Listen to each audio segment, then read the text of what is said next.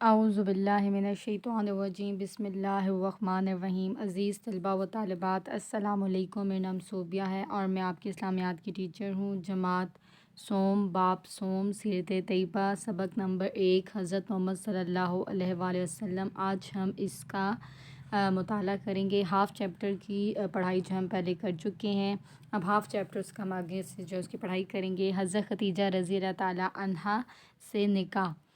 تو جب آپ صلی اللہ علیہ وسلم کی عمر جو ہے وہ 25 سال کی ہوئی، جب آپ صلی اللہ علیہ وسلم 25 سال کے ہوئے تو حضرت خدیجہ رضی اللہ تعالیٰ عنہا کا مال لے کر تجارت کے لیے، تجارت کا مطلب ہوتا ہے کہ ایک جگہ سے دوسری جگہ لے جا کر چیز جو ہے وہ بیچنا یا خریدنا، تو تجارت کے لیے ملک شام جو ہیں وہ تشریف لے گئے۔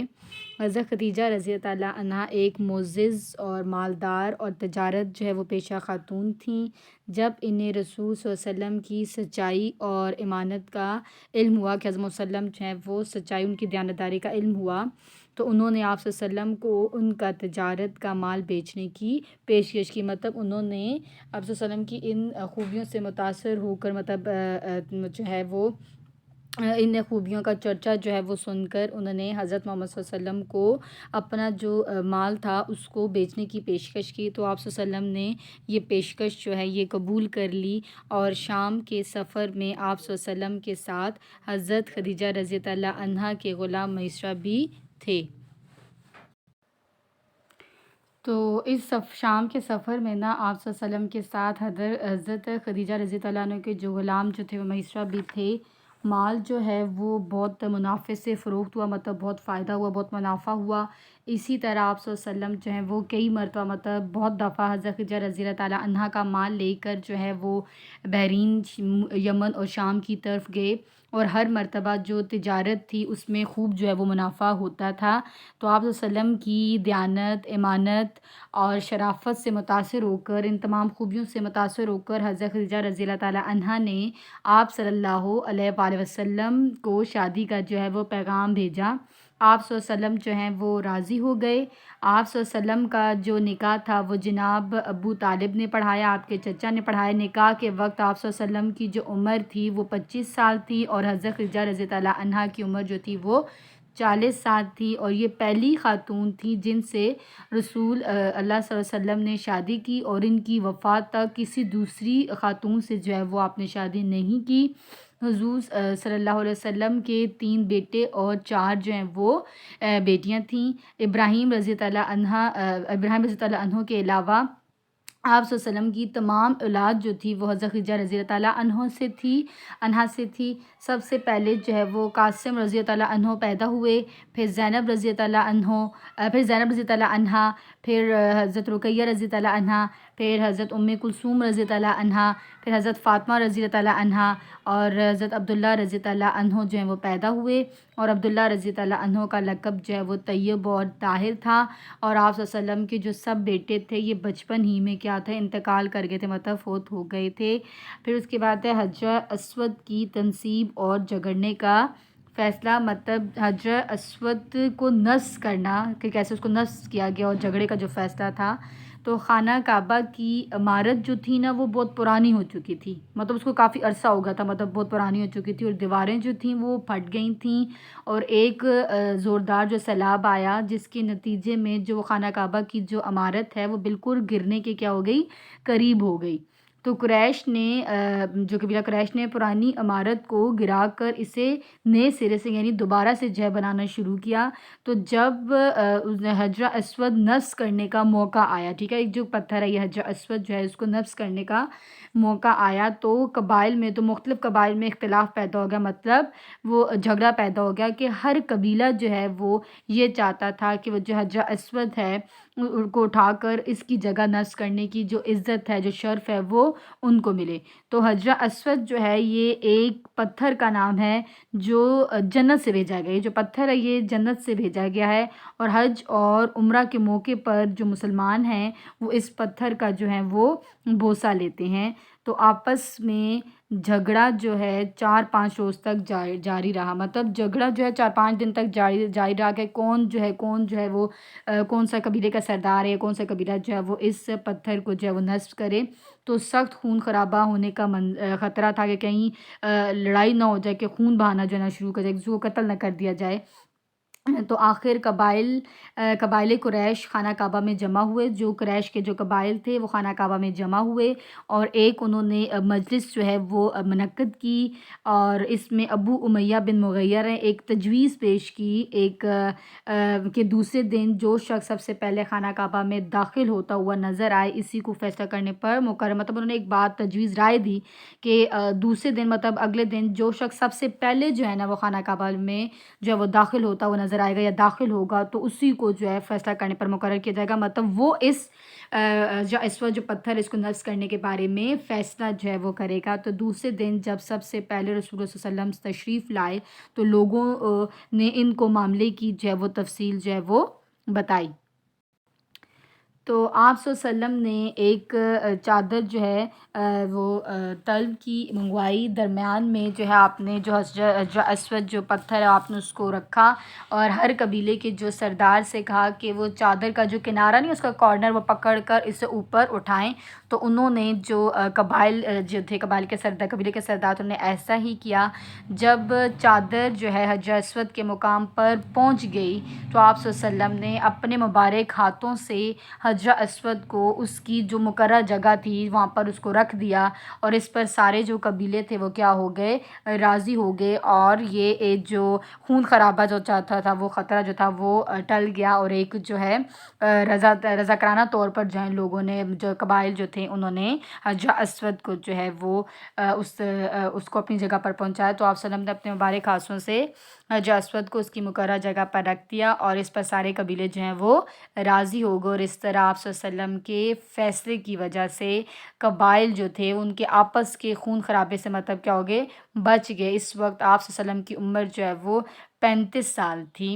نبوت کے اعلان سے چند برس پہلے جب نبی آپ کو بنایا گیا تو نبوت کے اعلان سے چند برس پہلے آپ صلی اللہ علیہ وسلم جو ہے روزانہ ستو اور پانی جو ہے وہ لے کر مکہ سے جو ہے وہ 2 میل دور غار حرا میں جو ہے وہ جایا کرتے تھے، غار حرا میں جایا کرتے تھے، اور وہاں پر آپ اللہ تعالیٰ کی عبادت کیا کرتے تھے، اور تنہائی میں اللہ تعالیٰ کی عبادت کرتے تھے، اور رمضان کا جو سارا مہینہ تھا وہ آپ اس غار میں ہی کیا کرتے تھے، قیام کرتے تھے، اور آنے جانے والے جو مسکینوں کو آپ کیا کرتے تھے، کھانا کھلاتے تھے، اور باقی وقت جو ہے وہ آپ اللہ تعالیٰ کی عبادت میں جو ہے وہ گزارتے تھے، اور کائنات کی تمام چیزوں پر آپ کیا کرتے تھے، غور و فکر کرتے تھے۔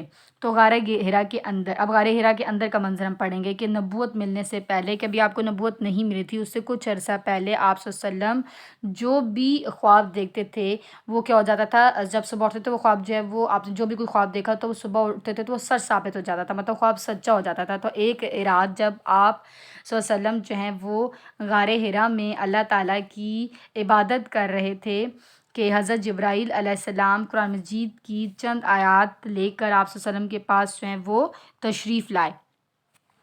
ٹھیک ہے، جو اللہ تعالیٰ کے فرشتے حضرت جبرائیل علیہ السلام جو ہیں ان کے ذمہ یہ کام ہے کہ وہ اللہ تعالیٰ کا پیغام جو ہے وہ لے کر اللہ تعالیٰ کے نبی کے پاس جو ہیں وہ جاتے تھے، اللہ تعالیٰ کے رسول کے پاس اللہ تعالیٰ کا پیغام پہنچاتے تھے۔ مکہ مکرمہ سے تقریباً جو ہے وہ 3 کلومیٹر کے فاصلے پر جبل نور نامی جو ہے وہ ایک پہاڑ واقع ہے، اور اس پہاڑ میں جو ہے وہ ایک غار ہے، اور اسے غار حرا کہتے ہیں، اور حضرت محمد صلی اللہ علیہ وسلم جو ہیں وہ عبادت کی خاطر اکثر غار حرا میں تشریف لے جایا کرتے تھے۔ آپ صلی اللہ علیہ وسلم جو ہیں وہاں کہیں کہیں راتیں اللہ تعالیٰ کی عبادت میں مصروف رہتے تھے۔ جب آپ صلی اللہ علیہ وسلم کی عمر مبارک جو ہے وہ 40 سال ہوئی تو آپ صلی اللہ علیہ وسلم کے پاس حضرت جبرائیل علیہ السلام، تو اللہ تعالیٰ نے آپ صلی اللہ علیہ وسلم کے پاس حضرت جبرائیل علیہ السلام کو بھیجا، اور انہوں نے آپ صلی اللہ علیہ وسلم پر سورہ الگ کی جو ہے وہ پہلی 5 آیات جو ہیں وہ پیش کیں۔ مطلب جب ہم پڑھ رہے تھے کہ حضرت جبرائیل علیہ السلام جو ہے وہ قرآن مجید کی چند آیات لے کر، مطلب سورہ الگ کی پہلی 5 آیات آپ صلی اللہ علیہ وسلم کے پاس لے کر تشریف لائے، فرشتے نے کہا کہ پڑھو۔ آپ وسلم نے فرمایا کہ میں پڑھا ہوا نہیں ہوں۔ فرشتے نے پکڑ کر آپ وسلم کو زور سے دبایا اور کہا کہ پڑھو، تو آپ وسلم نے وہی جواب دیا کہ میں پڑھا ہوا نہیں ہوں۔ فرشتے نے دوسری مرتبہ پکڑ کر آپ وسلم کو دبایا اور پھر چھوڑ کر کہا کہ پڑھو۔ آپ وسلم نے کہا کہ میں پڑھا ہوا نہیں ہوں۔ فرشتے نے تیسری بار پکڑ کر دبایا، پھر چھوڑ کر کہا، پھر آپ نے کہا اقرأ بسم ربک الذی خلق خلق الانسان من علق اقرأ وربک الاکرم الذی علم بالقلم علم الانسان ما لم یعلم، کہ پڑھو اپنے رب کے نام سے جس نے پیدا کیا، جس نے انسان کو جمے ہوئے یعنی لوتھڑے کہتے ہیں جمے ہوئے خون سے پیدا کیا۔ پڑھو اور تمہارا رب جو ہے وہ نہایت کریم ہے، جس نے قلم کے ذریعے جو ہے وہ علم سکھایا اور انسان کو وہ باتیں سکھائیں جس کا اس کو علم جو ہے وہ نہیں تھا۔ نبی کریم صلی اللہ علیہ وسلم پر جو یہ جو تھیں حضرت جبرائیل علیہ السلام جو ہیں یہ جو آیات لے کر آئے تھے، یہ پہلی وحی کی جو آیات تھیں، جو سورہ اللہ کی پہلی 5 آیات تھیں، جو پہلی وحی کا جو یہ واقعہ تھا، یہ رمضان المبارک کی 21 تاریخ اور اگست کی جو ہے یہ 10 تاریخ کو رات کے وقت جو ہے یہ پیش آیا، مطلب غار حرا کے پر جو آپ صلی اللہ علیہ وسلم پر جو ہے وہ پہلی وحی کا جو نزول ہوا۔ وحی کسے کہتے ہیں؟ وحی کہتے ہیں کہ اللہ تعالیٰ کا وہ پیغام ہے جو اپنے نبیوں اور رسولوں پر حضرت جبرائیل علیہ السلام کے ذریعے جو اللہ تعالیٰ کیا کرتا ہے، نازل جو ہے وہ فرماتا ہے۔ اب ہم اس سبق کی مشق جو ہے وہ کرتے ہیں۔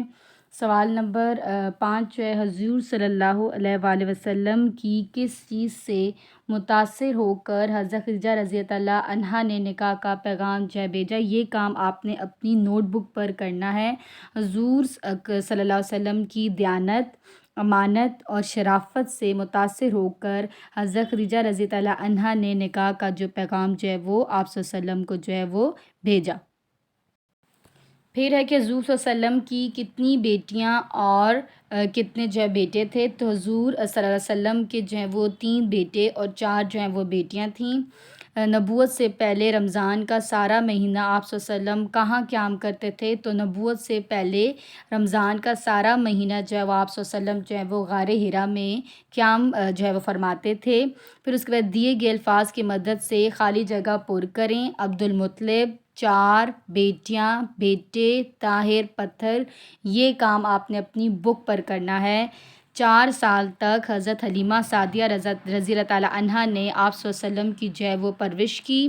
ابھی کھانا شروع نہ کرنا، میرے بیٹے کے آنے پر شروع کرنا۔ آپ صلی اللہ علیہ وسلم کے دادا کا نام حضرت عبد المطلب تھا۔ عبداللہ رضی اللہ عنہ کا لقب طیب اور طاہر تھا۔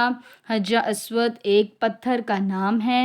حضور صلی اللہ علیہ وسلم کی 4 بیٹیاں تھیں جو سواب پر ٹک کا نشان لگائیں۔ یہ کام بھی آپ نے اپنی بک پر ہی کرنا ہے۔ سفر شام کے وقت آپ صلی اللہ علیہ وسلم کی عمر جو ہے وہ کتنی تھی؟ 11 سال، 12 سال، 13 سال۔ تو سفر شام کے وقت آپ صلی اللہ علیہ وسلم کی عمر جو تھی وہ 12 سال تھی۔ حلف الفضول جو ہے وہ کس جگہ طے پایا؟ تو عبداللہ بن مسعود رضی اللہ عنہ کے مکان پر، عبداللہ بن عمر رضی اللہ عنہ کے مقام پر، حضرت عبداللہ بن جدعان کے مکان پر۔ تو حلف الفضول جو ہے وہ حضرت عبداللہ بن جدعان کے مکان پر جو ہے وہ طے پایا۔ اور آپ صلی اللہ علیہ وسلم کا جو نکاح تھا وہ کس نے پڑھا؟ ابو ایوب رضی اللہ عنہ، جناب ابو طالب، ابو قاسم۔ تو آپ صلی اللہ علیہ وسلم کا جو نکاح تھا وہ جناب ابو طالب نے پڑھا۔ حضور صلی اللہ علیہ وسلم کی اولاد میں سب سے پہلے کون پیدا ہوئے؟ تو قاسم رضی اللہ تعالیٰ عنہ، ابراہیم رضی اللہ تعالیٰ عنہ، عبداللہ رضی اللہ تعالیٰ عنہ۔ تو حضور صلی اللہ علیہ وسلم کی اولاد میں سب سے پہلے جو ہیں وہ قاسم رضی اللہ تعالیٰ عنہ جو ہیں وہ پیدا ہوئے۔ حضور صلی اللہ علیہ وسلم ملک شام کس لیے تشریف لے گئے؟ تو عبادت کے لیے، تجارت کے لیے، لڑائی کے لیے۔ تو حضور صلی اللہ علیہ وسلم ملک شام جو ہے وہ تجارت کے لیے جو ہے وہ تشریف لے گئے۔ حضرت خدیجہ رضی اللہ عنہا کی نکاح کے وقت جو ہے وہ عمر کتنی تھی؟ تو حضرت خدیجہ رضی اللہ عنہا کی نکاح کے وقت جو عمر جو تھی وہ 40 سال تھی۔ پہلی وحی کا واقعہ جو ہے وہ کب پیش آیا؟ تو پہلی وحی کا جو واقعہ تھا وہ رمضان المبارک کی 21 تاریخ کو جو ہے وہ پیش آیا۔ امید کرتی ہوں کہ سبق آپ کو سمجھ آئے گا۔ اپنا خیال رکھیے گا۔ خدا حافظ۔